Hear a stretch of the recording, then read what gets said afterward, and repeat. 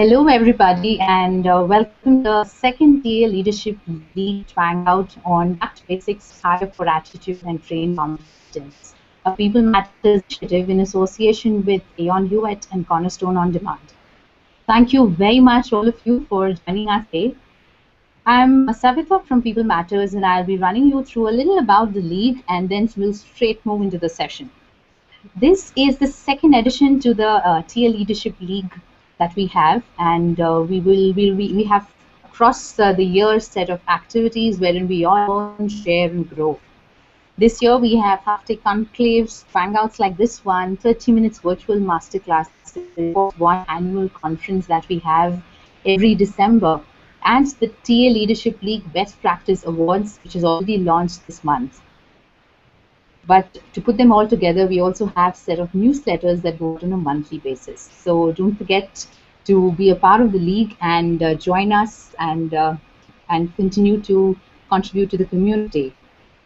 This far, it has been a pleasure to host Twangouts like these, and this one is possible with the help of our partners. To begin with, Aon Hewitt. Aon has been a leader in design implementation of reliable pre-employment selection and assessment tests for over 30 years. Built on a world-class platform, the Global Assessment and Talent Engine is administered to over 15 million candidates each year, with best practices and technology-enabled solutions. Their global staff of industrial organizational psychologists partner with organizations to address hiring challenges. We have Cornerstone On Demand, who is a global leader of cloud-based talent management software solutions. Over 14.5 million users across 191 countries rely on Cornerstone's cloud-based applications to recruit, train, manage, and connect people across organizations. With this, I'd like to straight away head into with more details about today's Twangout session.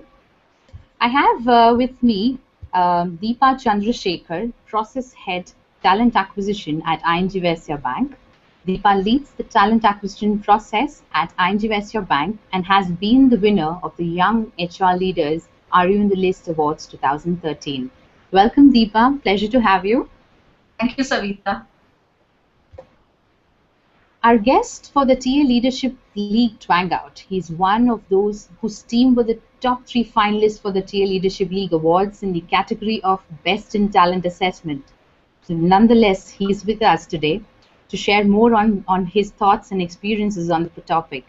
A strategic thinker and a proven problem solver with a thorough understanding of the dynamic role that talent management must play in the 21st century workforce. Join me in welcoming Dhruv Desai, Senior Vice President, Human Resource and Learning Academy at Angel Broking. Welcome, Dhruv. It's a pleasure to have you.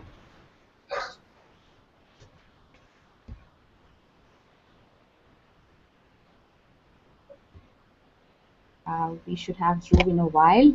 Dhruv's background spans many industries and cultures, including technology, telecom, BFSI, and ITES consulting.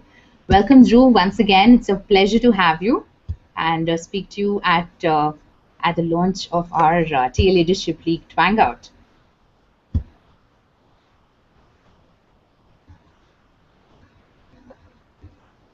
Before I request Deepa to take over from here, let me remind you that you can all follow the conversation on Twitter using the hashtag TA League. Please share your comments and post your questions so Deepa can take them all for Dhruv through the session live. For those not on Twitter yet, you can inbox me your questions while we encourage you to definitely join Twitter and join the conversation. We have exciting giveaways for the best, most active participant in Twitter for about 1 year of print and digital subscription of People Matters for the most active listener. So keep tweeting. With this, without any further delay, I'm going to hand over the microphone to Deepa. Before that, I think we have Dhruv, who has unfortunately just dropped. He's just going to join us back in a couple of seconds. Deepa, are we ready for the session? Absolutely, Savita. It's a pleasure to be here. I think it's a fabulous idea from People Matters to have these leadership twangouts. I mean, sitting in our office, we get an opportunity to kind of, log in and do these quick modules of learning. And while we wait for Dhruv to kind of log in, I also want to remind our viewers that, Twitter is a great place to kind of log in now and post their questions using the hashtag #TA League. All of these questions, we'll quickly go through them and post them to Dhruv. It's a fabulous opportunity to kind of, get some real life on the ground experience from Dhruv Desai, who will tell us a lot about, um, this adage. I mean, we keep thinking about it: hire for attitude and train for competencies. But it's not that simple, and it's, I think, a good opportunity for us today to understand from someone who's actually practicing this on what it means to hire for attitude and train for competency. So I think Dhruv has joined us as well, and we're all excited to kind of get started on this week. Absolutely. So meanwhile, Dhruv joins, I just wanted to share with you, while we were preparing for this Twangout, Dhruv gave us beautiful examples and analogies of how we can relate to the topic that we are going to start off discussing today. How is it that one must think of getting back to basics, and how is it that one should hire? Is it hiring for attitude or competencies, or and how is it the training should go about? Before we have Dhruv join in, let me just quickly check. Meanwhile, do drop in your questions.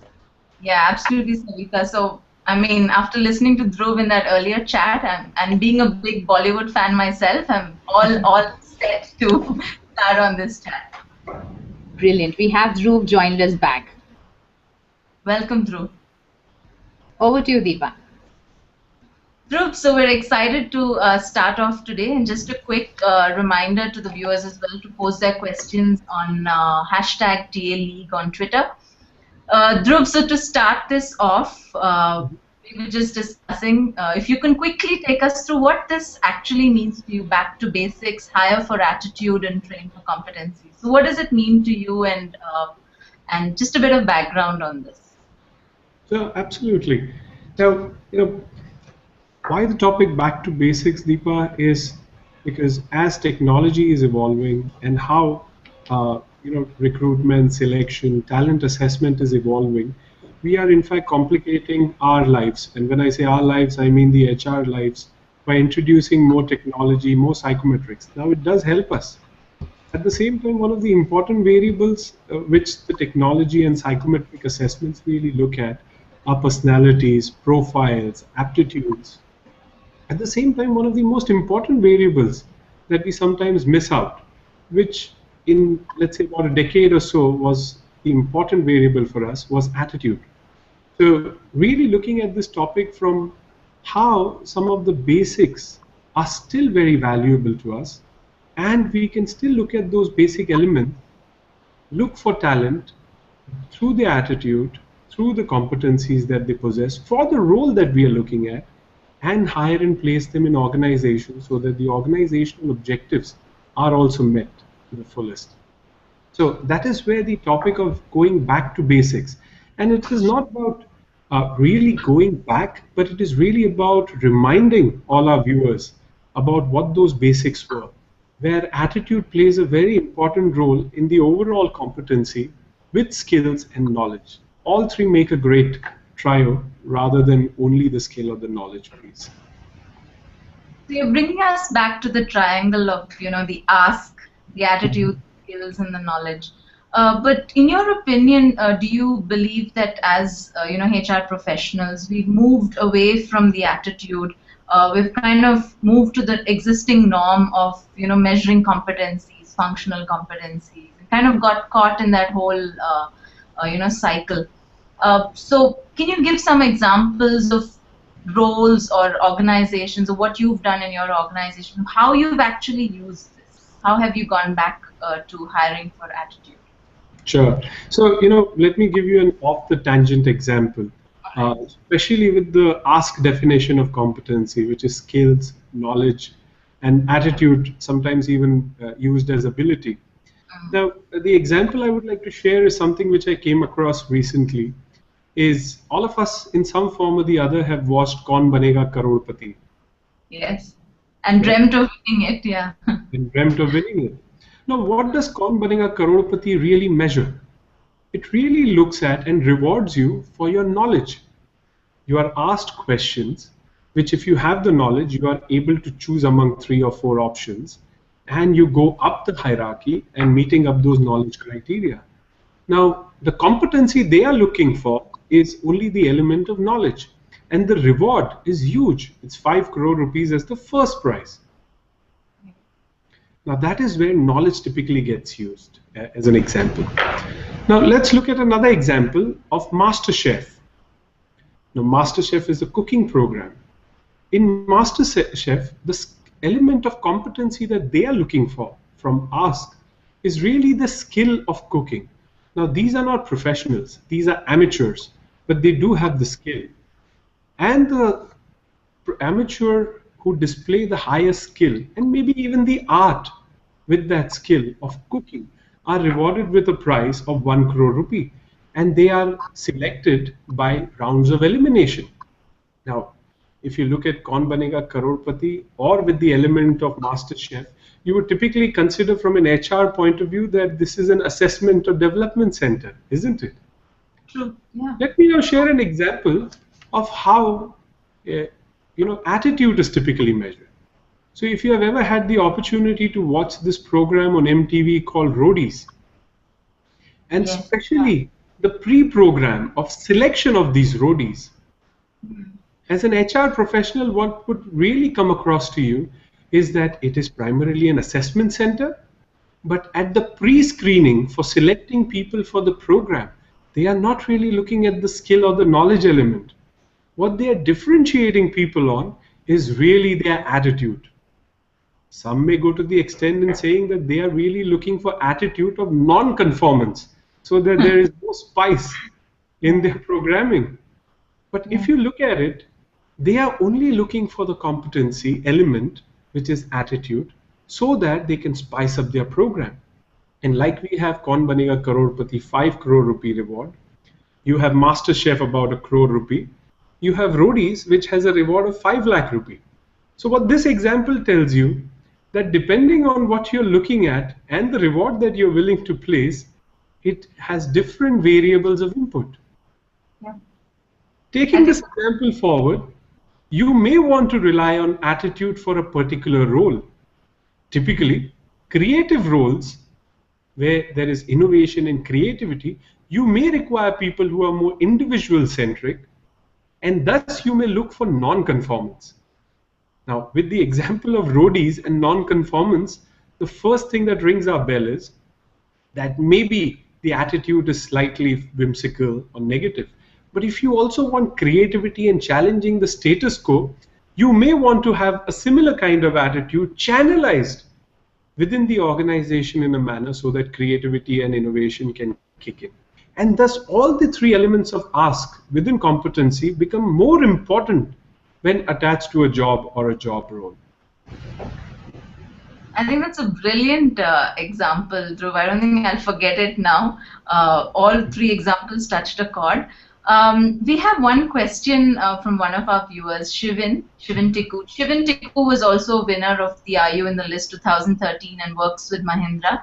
His question is very interesting. So what he's saying is, if we hire for attitude, then how would we then differentiate between a good hire? So how would we go back and say, yes, our hiring has been right? How would we rate our hiring if we go basis the attitude? Sure. So, Shivan, thank you for this good question. Let me respond to by saying that if you look at the elements of competency, and as we have been talking about ask in terms of attitude, knowledge, and skills, knowledge and skill can be developed and can be groomed.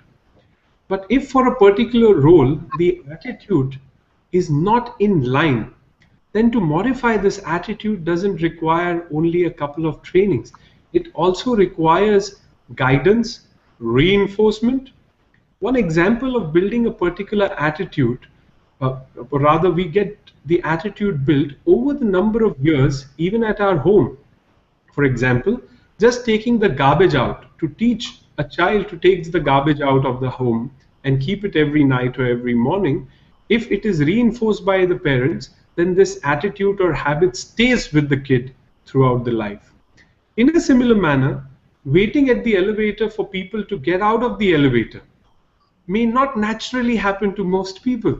But if it is seen by juniors being done by seniors and they replicate and it gets reinforced over a period of time, then attitude changes. So changing attitude takes a longer period of time rather than skill and knowledge, especially considering aptitude for absorption or the emotional intelligence and intellectual quotient of the person remain the same. And that is why, in my humble opinion, focusing on attitude at selection becomes primary rather than only skill and knowledge elements. I hope, Shivam, I have responded to your question. I'm sure. So I think that's making a lot of sense, but I have one question in terms of the current, kind of scenario when we look at it. And we see a lot of roles which require functional specialization and, functional competencies. And there's a premium attached to some of these roles and some of these competencies. And so in situations like that, where there are roles with high functional competencies required or specialization, where do organizations draw the line? How do we balance, making sure we get the right attitude as well?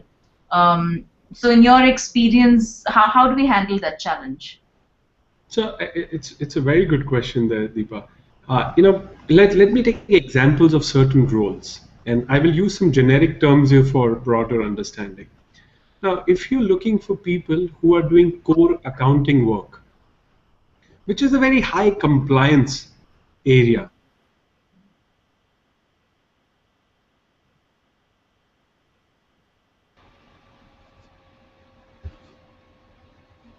I think we've lost Dhruv.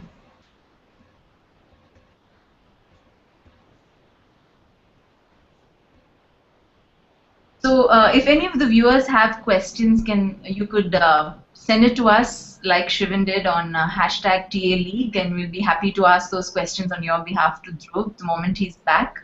What we're discussing is back to basics, hire for attitude, and train for competencies. We've come a long way in human resources. We've been through this journey. We've been through the whole ask cycle. We've hired for attitudes, and then we shifted to the whole competency bit in terms of, hiring for knowledge and skills. But I think we're coming back and rightly said, like back to basics in terms of looking for attitude.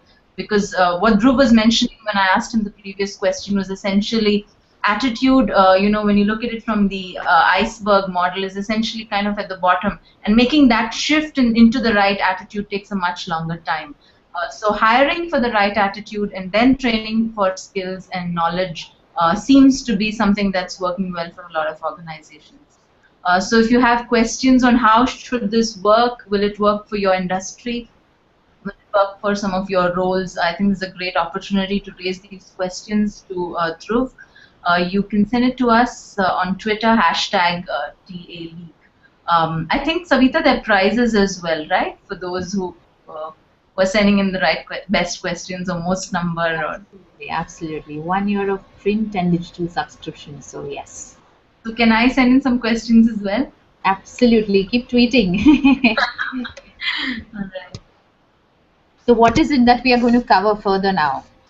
So some of the thoughts that are on my mind in terms of, how will this work in some very skill-intensive industries is what I want to chat with Dhruv about. So while I'm from a financial services background, and so is Dhruv, and here, ethics and attitude does play a big role. But there are industries, like healthcare, where doctors and nurses are very highly skilled jobs, or manufacturing, or some of these, IT industries, the high-end functional competencies. So how does it work in industries like that? Can HR influence line and talk about influence them to hire for attitude, and then put in place programs to train them for competency? So that's one area I want to touch on. I also want to kind of shift gears and look at our education system. We as a system in our education system kind of focus a lot on skill. I remember when I was doing my MBA, I was also running around trying to get certified on a lot of other stuff. So I looked skill heavy on my resume. But how are we going to change that? Because that's a huge mindset, and I think if attitude is what attitude is what raises you to altitude. There's an adage. So if that's the key thing in people's careers, then I think it needs to start with our education system as well. So that's another bit I want to touch on. The third area I want to kind of get thoughts are on. It's perfect. I think it'll work well and all of that. But how do we actually measure it? So with attitude is this whole halo effect that we study about in psychology and stuff. So we tend to like people with similar attitudes. If I have a particular attitude in life and I'm interviewing someone, will that color my expectations of them? How do you make this whole process objective? Remove the biases from the process of checking for attitude. So that's the whole third piece on assessment and psychometric testing and measuring the attitude. So that's the third piece I want to touch on. Yep. So have you got? No, we haven't yet got back to. Okay.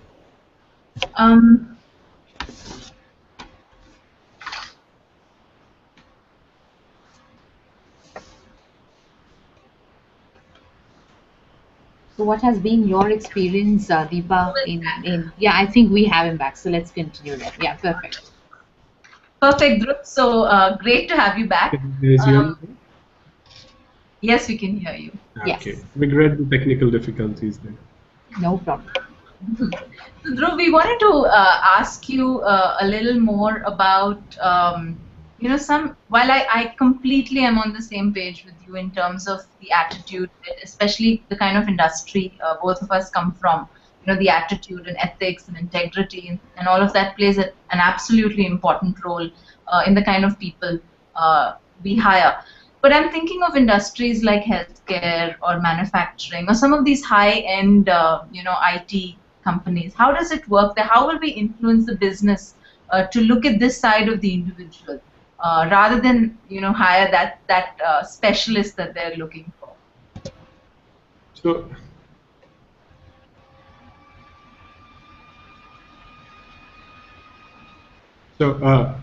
I'll share my opinion here, Deepa. One of the most interesting element with respect to in the Indian context, I would like to begin by saying that everybody has an opinion about HR and cricket. Yeah, so it becomes kind of difficult to sometimes in a subjective manner explain certain variables or elements of talent, attitude, even competencies for that matter, but it still has taken a hold in terms of our fraternity. Now, let me give you an example of the airline industry. Now, and this is a very valid and known example, that when Southwest Airlines in the US started its operations, one of the elements that they were looking in their people was, are these people fun-loving? Do they have the attitude of giving and enjoy that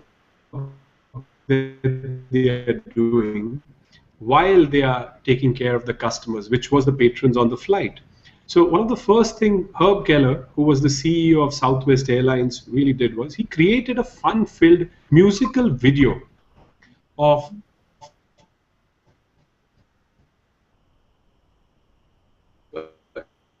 using during the acquisition of talent, that is during the recruitment and selection stage, was that they would have people sit in rows who have applied for the position, watch this video, which was roughly 10 minutes in length. And what the assessors were really looking at was that how many of these people who are sitting and looking at this fun-filled video are watching this video, moving their feet, and enjoying what they are seeing in the organization. And how many of these people, okay, are looking at each other because they are kind of embarrassed by seeing that, will I also be expected to kind of, wear some fluffy robes, maybe, do some jing in the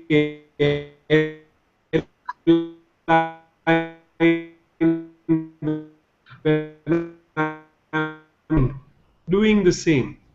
And what Southwest may or may not have known, we don't know that, was that they were really looking at people who had a very friendly and fun-loving attitude. At the end of the day, Southwest was serving a very demanding customer in the 1970s and 80s, which was in the aviation industry. And as we all know, aviation industry is one of the toughest industries to be. And Herb Keller, who was the CEO till very recently, gives this attribute of the organization for continuous 30 years of profitability for the organization.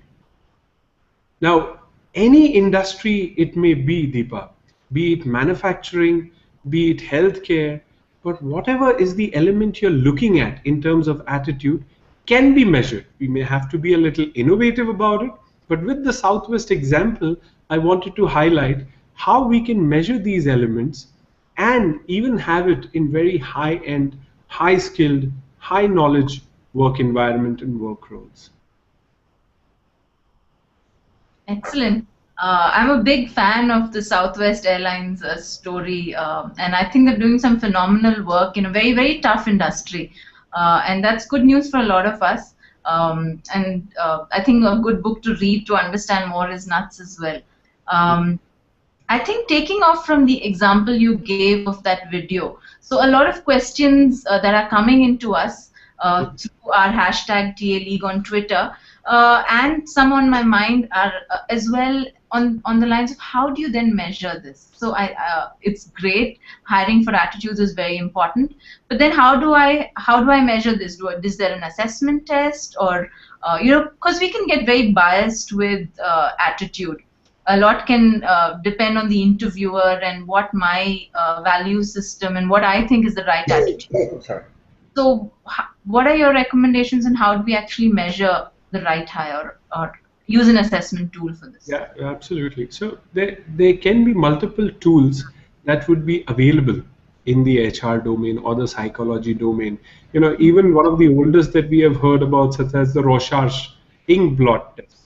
Yes. That also really talks about what really the person is perceiving, and it can be related to attitude. But what has really worked for me, Deepa, is looking at attitude with respect to the values, especially the values of the organization, what the values the organization is propagating. So I have derived a tool which is taking from the 9-grid performance and potential matrix. So you typically have performance and you have the potential in a 9-grid. And on that basis, you decide who are the people who are your top performers and the top potential, and thus you make your training investment.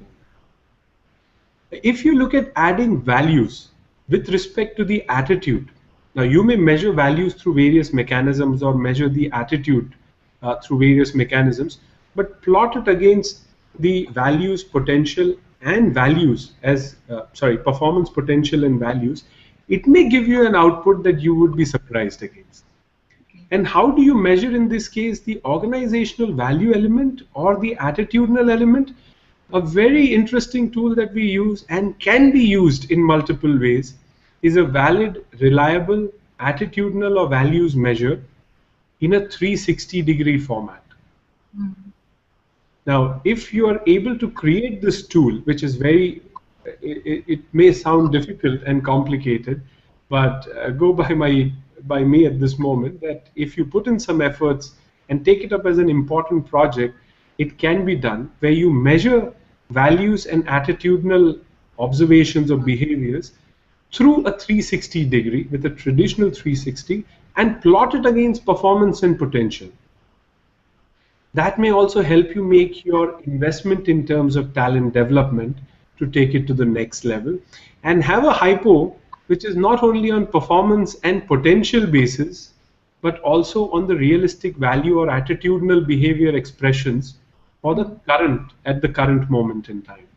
So this is a combination tool, or a derivative tool as I like to call it, which has given us some very good results in the previous financial year or so with our experiments in it. Can it be improved, or can more tools be added to it? Absolutely. I think that's a great takeaway to take back, and something that's easily implementable also in terms of conceptually. A 360-degree for some of our roles in terms of attitude, potential, performance as a 3P matrix. We have one question coming in from Jayashri, who has a very interesting question. So she says, I get this whole concept of hire for attitude, but how do I push back on business when they want to hire that one specialist whom I feel doesn't have the right attitude? So what do I tell them? How do I convince them on this? Classic HR dilemma. Absolutely. Thank you for that, Jayashri. And this business and HR conflict, as we typically talk about, it's one of the oldest conflicts in the profession. It doesn't necessarily have to be a conflict per se. And at the same time, I would say that it really depends, without talking about individuals, it really depends upon the departmental and the HR professional's attitude also. Because at the end of the day, you can primarily define people into either being submissive, assertive, or aggressive. Now that can also be a variable. If many a times, if you have submitted, then you do have to convince.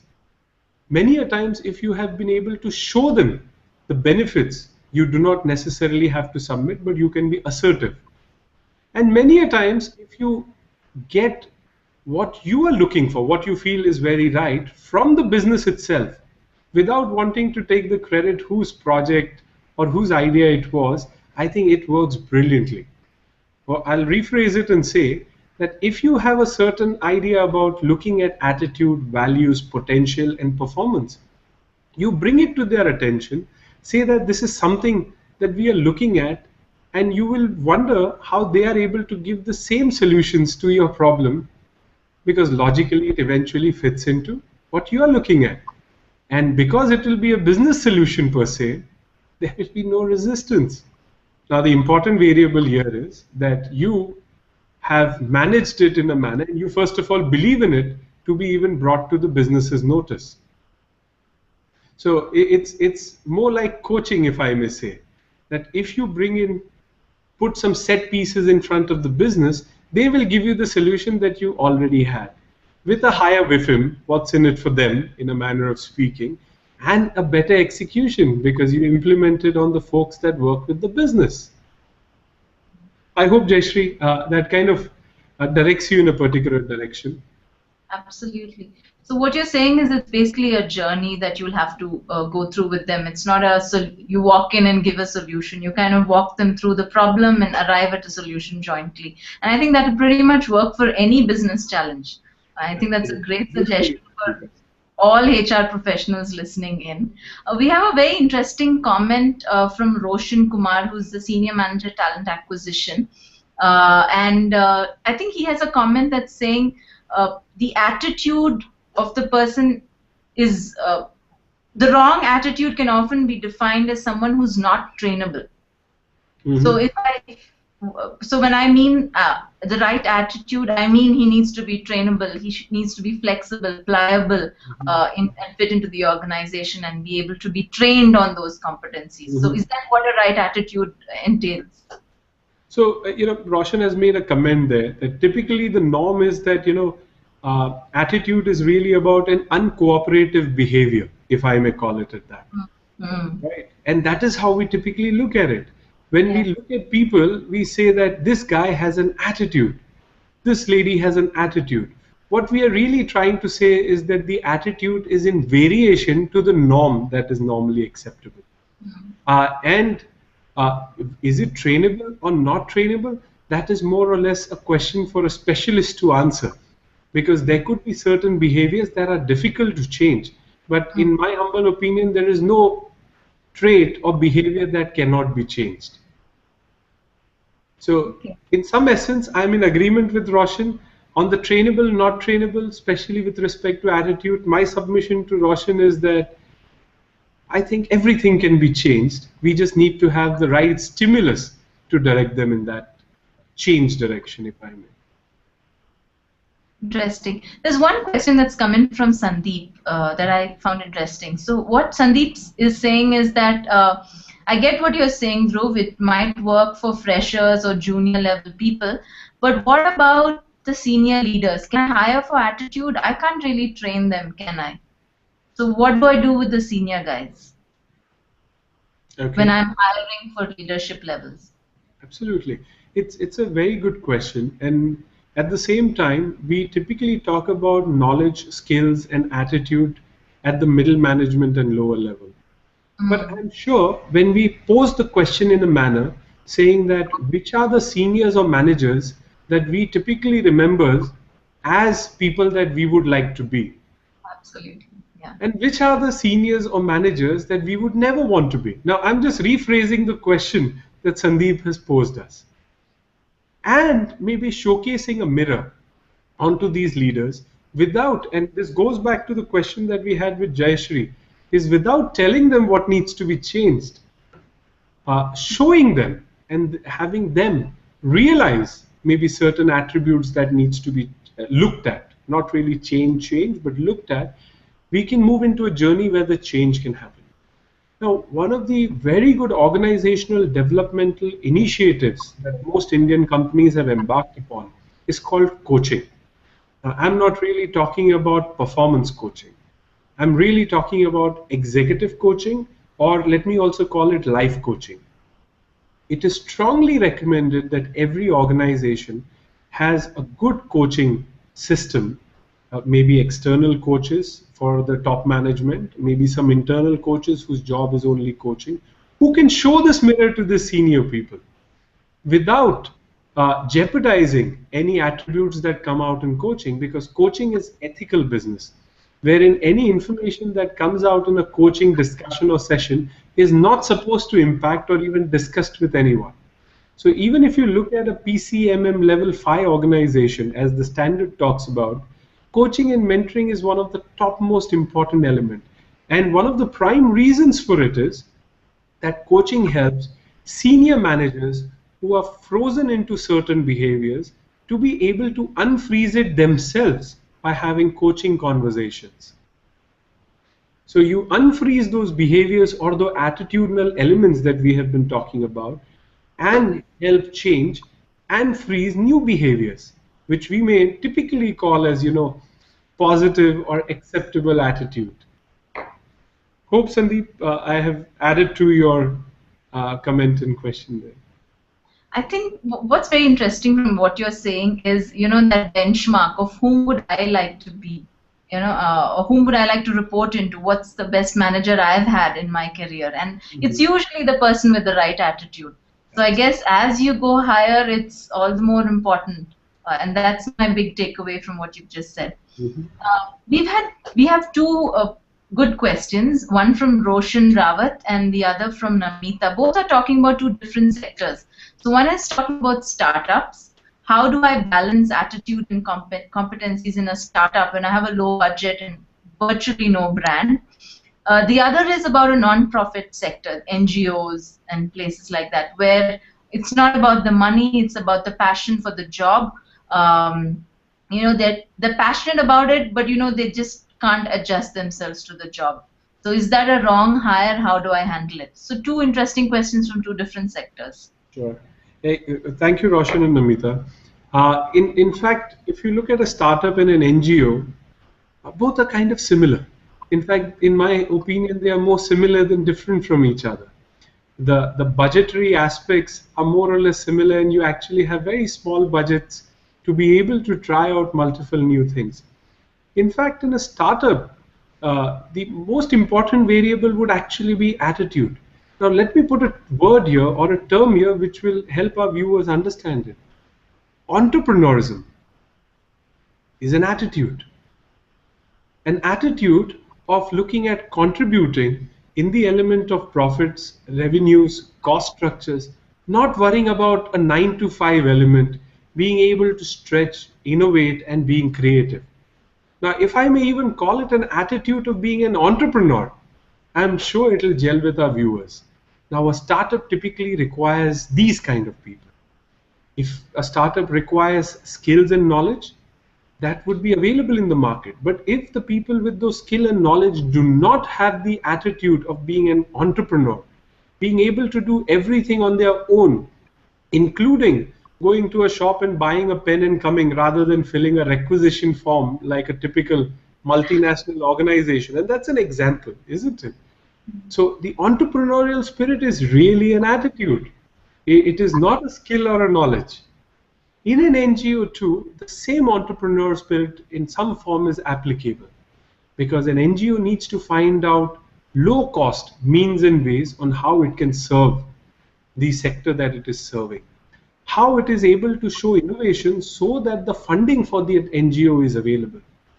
So my take on both startups and NGOs is that attitude becomes more important than skill and knowledge, so that you are able to hire the right talent, and they, with their own enthusiasm and entrepreneurship, are able to scale both to the next height of those organizations. Very interesting. So earlier you touched upon a point about Southwest Airlines and their innovative way of checking for attitude. Are there any other ways you have seen or you've utilized in your career of checking for attitude? One is the inkblot test you talked about, or this video. Any other ideas or suggestions that you have for our viewers? One of my favorite examples is about salespeople. Salespeople, we are always looking at, do they have the fire in their belly? Yeah, that is something that you're always looking at these people. It is not really about this, competency or skill about, are they able to consult, are they able to, get acquaintances, are they able to make the sale? But one of the things that we are always looking for is, do they have fire in the belly?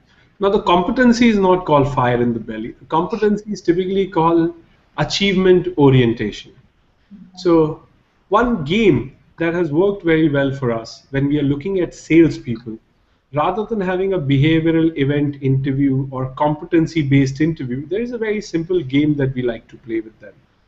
Now, most of us would have played the ring toss game, a typical get-together, fun-filled activity where you have certain rings and there are objects which are typically rectangular in shape. And the object of the game is that you throw the ring on the object, and if the ring encompasses the object completely, then whichever that object was belongs to you in that game. So we have modified the game a bit. What we typically do in our selection processes or shortlisting processes in selection is that we place about 5 poles or 5 objects, 1, 2, 3, 4, and 5. Now, we give most of our candidates about 3 to 5 of these rings. We make them come into a room, and there is more excitement created because it's a competition at the end of the day. And all of these candidates are trying to attempt to get maximum points. The closest being 1 has 1 point, and the further being 5 has 5 points. So with 3 rings, if you achieve 3 ones, you get 3 points. With 1 toss on the 5th, you get 5 points. But what they're not aware of is that we are not really looking at if somebody meets the objective of getting 1 ring on the pole. What we are really looking at is their achievement orientation. How many of these people are attempting on the 4s and the 5s? How many of these candidates are looking at achieving the maximum? These are the people who are not happy with the 1 and 2s. They are the ones who want to go the whole hog, put in the full effort. Even if they do not get any of the rings on the pole, we score them on the basis of how many attempts they made on the highest. Risk takers, fire in the belly, who will go for stretch targets and stretch goals. Now, this is one good measure of measuring this competency of achievement orientation.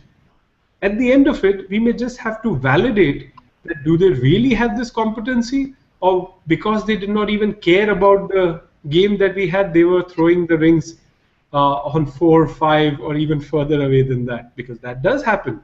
So this is a good game, and we can always innovate on different competencies and building it into games so that we are able to measure some attributes of attitude like this one.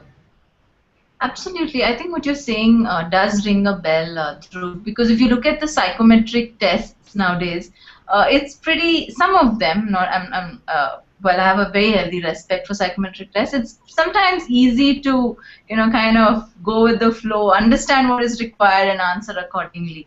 And it doesn't sometimes bring out the true you. So I think what you're explaining is a great idea, and we'll have to go back to the drawing board on some of our processes and figure this out. One question that's come in is saying that isn't this whole thing a catch-22 situation? So you've got someone with a bad attitude in the organization. If I tell him, it's going to upset him because he's got a bad attitude. If I don't tell him, how is he going to change? So isn't it like a catch-22 situation? How do I handle it with such people who are already in the organization? So I'll first respond with a pun. If it wasn't complicated, then we as HR professionals wouldn't really be required, would we? And that's brilliant. I didn't mention the name. That was from Brilliant. Sorry, I couldn't gather the name. Brilliant. Brillian. Brilliant. Thanks for that question, Brilliant. So that was intended with pun. At the same time, if you go back to the grid that I explained a few minutes ago about performance, potential, and the values, and you may even want to replace it with values with any other term that you want to use, but you're really looking at employees' alignment with certain attributes that are acceptable in the organization. And if you have a 360-degree system, it will objectively be able to give feedback to this incumbent that in terms of performance, and I'm making assumptions here, in terms of performance, you're top-notch. In terms of potential, you are there. May not be completely there, but you're there. But in terms of the attitudinal or behavioral contribution, there is still a way to go. And we are not really asking any of these talents to be popular by doing popular things. But we are asking them to be in the norm. And attitude is really about a norm. So in a certain sector or industry, attitude may mean completely different, and in another sector, it may be completely different. So going back to the example of roadies, or going back to the examples of Kaun Banega Crorepati, it means completely different, isn't it? So being able to showcase attitude with other important acceptable parameters such as performance, potential, and objectively bringing it up without having the attitude of the feedback giver also of trying to push somebody down. I think that would be able to objectively tell the person, may not be at the first instance, but the next couple of instances, that this is an area I now need to put in my efforts. Okay. Just to shift gears a bit, Dhruv, and if there are any students, HR professional students watching this, or to even those of us who go on campuses and hire, our education system is rather skewed towards the whole skill and knowledge, parts of the grid. So if I'm a student, what do I need to do to kind of focus on this third quadrant?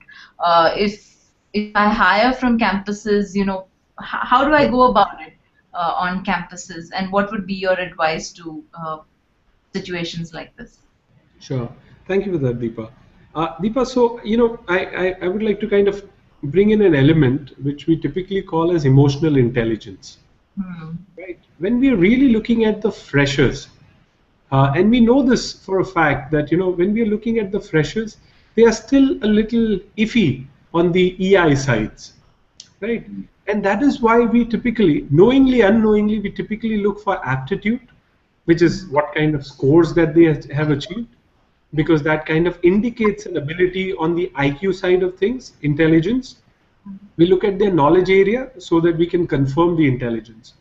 But when you typically look at EI side of things, which for example are self-awareness, self-management, social awareness, and relationship management. If I go by Daniel Goleman's theory, then these are the elements that a person really learns on the job. They may have some inclination towards this through their personal social bearing, such as when an elder comes into the house, you typically stand up in the Indian context. You may even touch their feet.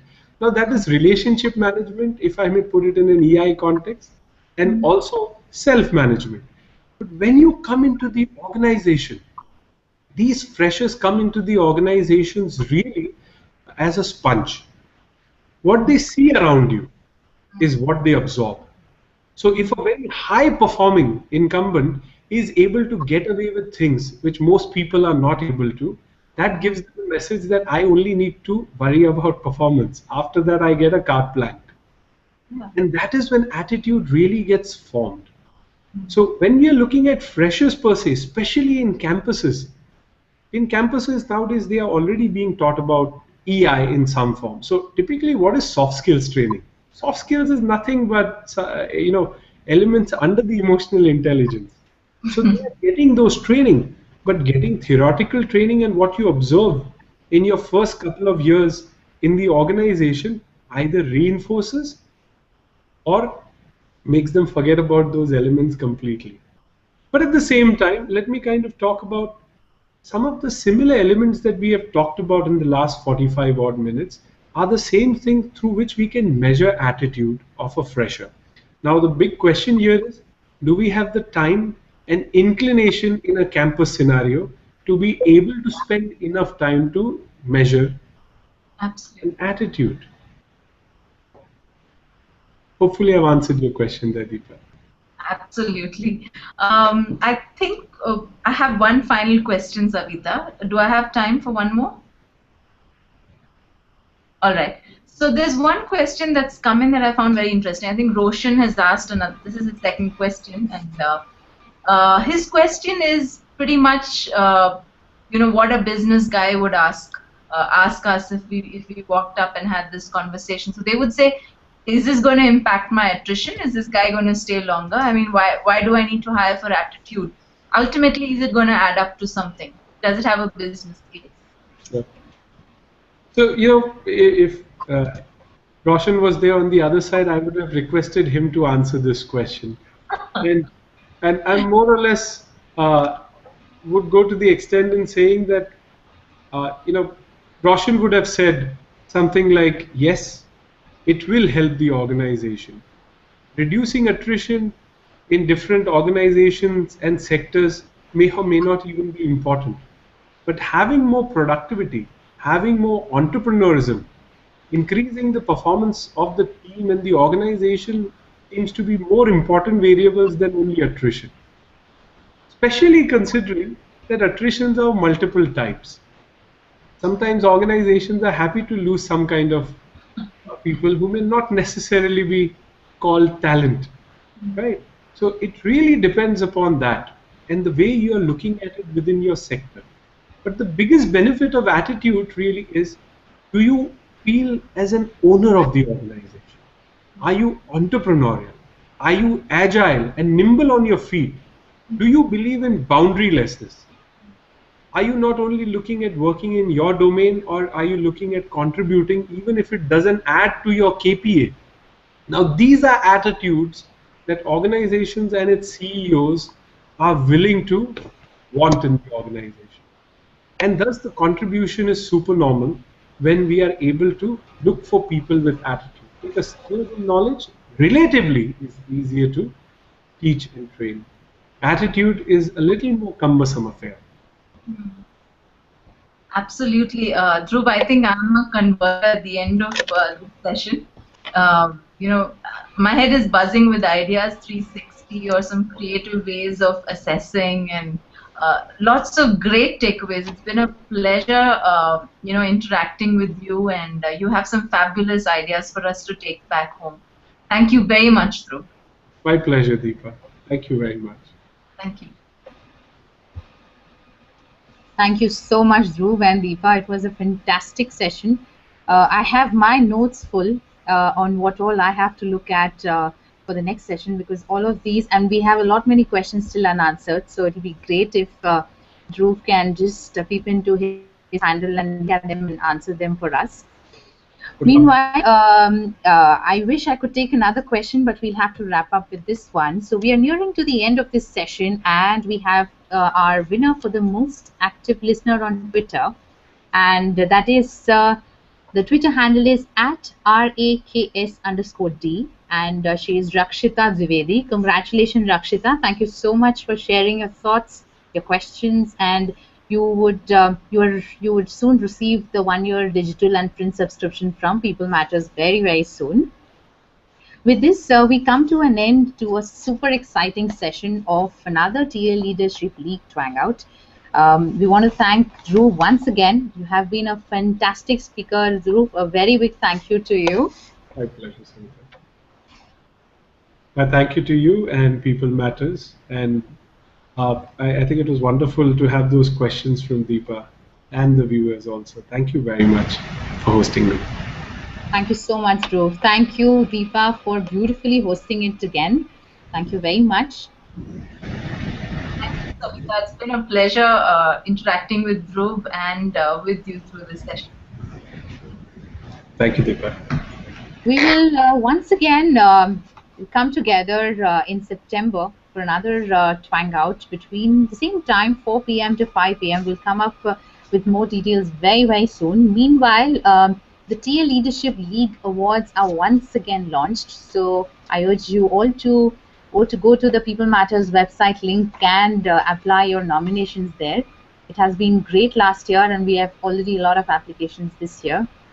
We will be having our TA masterclass, online masterclass on the 13th of August. It's going to be a little in continuum to what Dhruv has been talking about on Seema Arora from McDonald's is going to talk about how to deal with a wrong hire. That is another topic which is really touchy to the recruitment function. And of course, a very big thank you to Aeon Hewitt and Cornerstone On Demand for being there and partnering with us and making this totally happen. It's been a great day here in Bangalore. It's raining and pouring here, and I hope everyone is enjoying the great weather in their respective cities. So have a great evening and stay tuned. Thank you so much. Thank you.